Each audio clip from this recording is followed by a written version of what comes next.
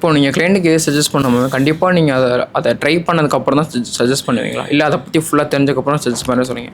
அந்த மாதிரி எதெல்லாம் ட்ரை பண்ணியிருக்கீங்க? இப்போ ஃபுட்டு ஓகே, ஃபுட் தாண்டி வேறு எதெல்லாம் ட்ரை பண்ணியிருக்கீங்க?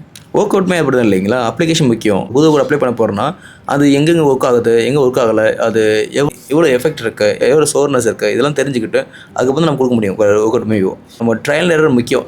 சிந்து கண்டிச்சு கோச்சா நீங்கள் ஸ்போர்ட்மே சொல்லலாம். ஒரு கிளைண்ட் இருக்காங்கன்னா அவங்க பசங்க இருப்பாங்க, அவங்க என்ன ஸ்போர்ட்ஸ் சொல்லும் போது நீங்கள் ஒரு ட்ரெயினராக நீங்கள் சில ஸ்போர்ட்ஸ்லாம் ட்ரை பண்ணி பார்த்துக்கணும். எல்லா ஸ்போர்ட் ட்ரை பண்ணி பார்க்க எனக்கு தெரிஞ்சு நான் எல்லா ஸ்போர்ட் ட்ரை பண்ணி பார்ப்பேன். கன் ஷூட்டாக இருக்கட்டும், ஆர்ச்சரியாக இருக்கட்டும், ஹார்ஸ் ரைடிங்காக இருக்கட்டும், சர்ஃபிங்காக இருக்கட்டும், எல்லா ஸ்போர்ட் ட்ரை பண்ணி பார்ப்பேன். ஏன்னா எனக்கு வர கிளைண்ட்டு என்ன ஸ்போர்ட்லாம் தான் வரலாம் புரியுங்களா? வரும்போது எனக்கு அந்த ஸ்போர்ட்ஸோட ஜஸ்ட் ஒரு சின்ன ஒரு ஃப்ரேம் தெரியணும் இல்லையா?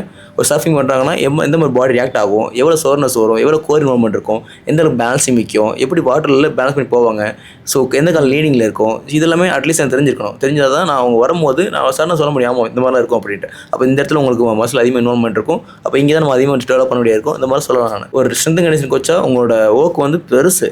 ஏன்னா ஒரு கிளைண்ட்டோட நீங்கள் லைஃப் லாங்காக நீங்கள் ட்ராவல் பண்ண போகிறீங்க. மற்றவங்களோட ஒரு டாக்டரோட, ஒரு நியூட்ரிஷனிஸ்டோட, ஒரு பிசியோட நம்ம தான் அவங்க கூட இருக்க போகிறோம். ஒரு நாளுமே டெய்லி அவங்க மீட் பண்ண போகிறோம் 1 hour.